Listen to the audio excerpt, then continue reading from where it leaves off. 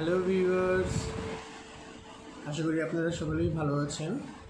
আমি গতদিন একটি ভিডিও দিয়েছিলাম how to make cabinet part 1। তো আজ দ্বিতীয় পর্বটি দিতে যাচ্ছি, পার্ট 2। এখানে একটি ম্যাটেরিয়াল ইউজ করা হয়েছে, যার নাম লুজ ভিনিয়ার। এটি কিভাবে একটি ক্যাবিনেটের মধ্যে ইউজ করা হয়, বিশেষ করে বোর্ডের ক্যাবিনেটের মধ্যে কিভাবে ইউজ করা হয়, সেটি ধারণাটাই আমি আপনাদের কাছে তুলে ধরার চেষ্টা করছি। তো চলুন দেখি কিভাবে এটি ব্যবহার করা হয়।